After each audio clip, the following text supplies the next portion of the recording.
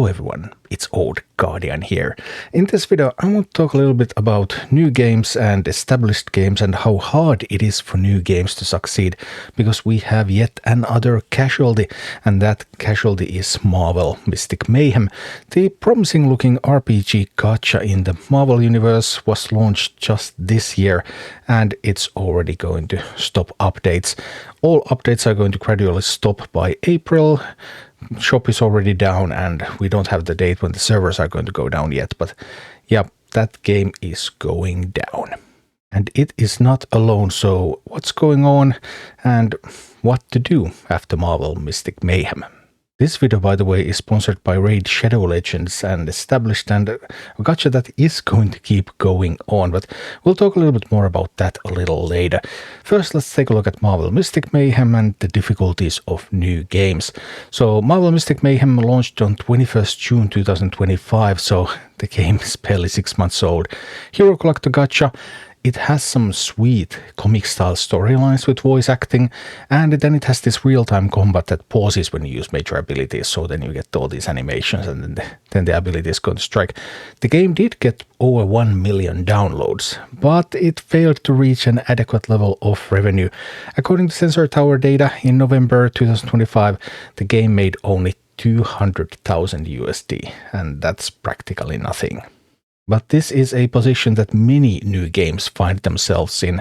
Of course, new games can also succeed, but it is very, very hard. My background, for example, is in Warcraft Rumble. I did a lot of Warcraft Rumble content during the time when the games were still receiving updates. Warcraft Rumble is still live, but it's in maintenance mode, so it's not going to receive new content anymore, even though the servers are up and there's some events still going on. Some events are getting some updates, but that's all that's happening in Warcraft Rumble.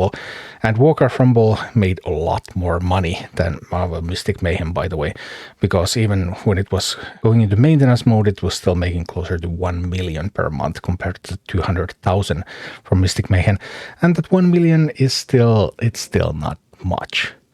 But old live service games are keeping their position. People are playing a lot of older games. For example, looking at a few sources about game time and how people are spending their gaming time. In 2025, according to Windows Central, only 14% of game time on Steam, so that's on PC, was spent on games released in 2025. In 2024, the same number was 15%. In 2023, it was only 9%. I guess maybe Baldur's Gate 3 had something to do with the increase. Either way, yeah, people are playing old games a lot. PC Gamer ran an article earlier this year according to which 92% of PC players' game time was spent on games older than 2 years last year. And Game Rant ran an article according to which 67% of PC players' game time was spent on games older than 6 years last year. And IGN had an article around 2 years ago that 60% of players' game time was spent on games older than 6 years in 2023. So, yeah, old games, they are still getting the majority of game time. There are still avenues for new games to succeed, but the market is highly competed and it's very, very hard to make a successful game nowadays. And if you're looking for a live service type of game that you can play for years, then revenue really matters. Marvel Mystic Mayhem obviously was pretty catastrophic in that sense. Warcraft Rumble, yeah, it also didn't work out, even though it made multiple times the money Marvel Mystic Mayhem was able to take. But it can still sometimes be worth the risk to try to join a new game. I think Rumble and Mystic Mayhem both had some unique fun things going for them, but it just wasn't enough. However, you might also consider joining an established, financially stable game. So, for example, in case of Raid Shadow Legends, this is financial performance of Raid over the last 2 years based on Sensor Tower data. And as we can see, they have had their ups and they have had their downs, but their monthly revenue, according to Sensor Tower data, has alternated between 13 million and 19 million USD. That's every single month. Compare that to the 200,000 of Marvel, the 1 million of Rumble, and yeah, you can see that there is a bit of a difference. And you have probably heard of Raid before, but Raid is much more than an internet meme. It is actually a real strategic hero collector and strategy game. There is indeed a game in there, also in Raid. Actually, I started playing Raid more seriously when Warcraft Rumble went into maintenance mode, because Plarium approached me and asked me, hey, we could pay you to make some videos about our game just to keep you on your feet now that your main game is going under. And I said, all right, well, we'll give it a try, and here I am still on this path for now.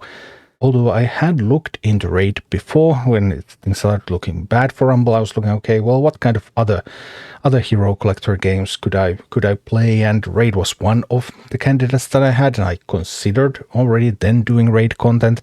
And I had played Raid as early as 2020 a little bit, so I had an idea of what the game is like. It's a turn-based game. Although most content in Raid is fought either in quick battles or in auto mode, so you don't really control that much of the combat. It's more about building up the champions and building up the teams, so that the teams have the right set of skills so that they are able to solve the puzzle. Although if you enjoy PvP, there is a live arena mode where players take their turns live, and then the combat is solved. If you compare it to Marvel Mystic Mayhem, obviously turn-based versus the real-time that's in Marvel Mystic Mayhem is different. And then also Marvel Mystic Mayhem is very much more story-driven. There is lore in Raid, but the storyline is not nearly as deep as Marvel's was. Raid has original characters. Also, one fun part about Raid, I think, is the time-limited IP collaborations, like they had with Teenage Mutant Ninja Turtles. So then they come up with all these Raidified backstories on how these characters fit the Raid universe, and I think that's a lot of fun. In Raid, there are almost 1,000 champions, so one important thing if you think about if you start playing Raid, you're not supposed to collect them all. That's not really the goal of the game. I guess somebody could make it the goal of the game, but it's not, because there are lots of abilities and lots of ways that you can get the same kinds of abilities from different champions. So it's more about putting together teams with what you have that do same kinds of things, even if you don't have exactly the champions that someone else has that they have used to clear the content with. So the hero collector, hero improvement, team building aspects are similar to Marvel, whereas the actual combat and the storyline are the main differences. Even though Raid is an old game, it's actually a great time to start Raid now. First of all, coming from a game that has died, then Raid is financially stable, and that's a major upside even though it's old.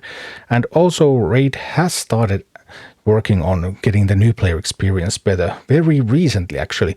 Creator promo links in particular are super important nowadays. If you want to start Raid, you want to start it with a creator promo link. If you install the game through that link, then you will get a bunch of champions. Like, for example, my link gives you Tagoar after the tutorial. Then as you progress a little bit through the game, you get Venomage at level 15, Uugo at 30, Deacon Armstrong at level 40. That's going to be the best possible start you can get to Raid pretty much. And these kinds of promo links, these better kinds of promo links that give you a really good start, these have only really become available during 2025. Before that, for example, I have one Raid account because I started originally in 2020. I played a little bit, I abandoned that account, then I started in 2024 again. And actually that account was struggling a lot compared to when I restarted it for real this year. And also Raid just released its best content to date, and even Reddit agrees, and that's like super rare that there are actually compliments in Reddit. Grim Forest, it's not for new players, it's something a little bit more advanced, so you're going to play for a couple of months even before you set your foot in Grim Forest. But there are good things to look forward to. Raid game modes are actually becoming more interesting and something more game-like. And there's more ways to catch up, more quality of life improvements coming in 2026. So it's actually a pretty good time to start playing the game. It is a good refuge for players like me who have come from games that didn't succeed. So if you want to give Raid a try, then use my link either from the description or from the QR code on the screen. Create your new account, you will get these epics, and you can also use some promo codes, and most importantly use a new player promo code within the first 72 hours. You can only use one of these. There's currently some really sweet champions available from new player promo codes. DEMONSLAYER would be my main recommendation. Tholin Foulbeard, damage dealer. I think this should expire at the end of the year. So if you're watching this video in 2026, this one probably is no longer available. I mean, you can always try. DESERTQUEEN for Tuhanarak, very strong support champion. Monkey Sun Wukong for PvP, strong damage dealer. KITTYCUT, Cheshire Cat, really strong damage dealer. So there are some really great champions available. And these are going to give you a start to raid that equals like several months of gameplay if you had started raid like a year and a half ago. So the game is really different experience for new players nowadays. And so far since July, it has been my refuge from Warcraft Rumble's maintenance mode as well.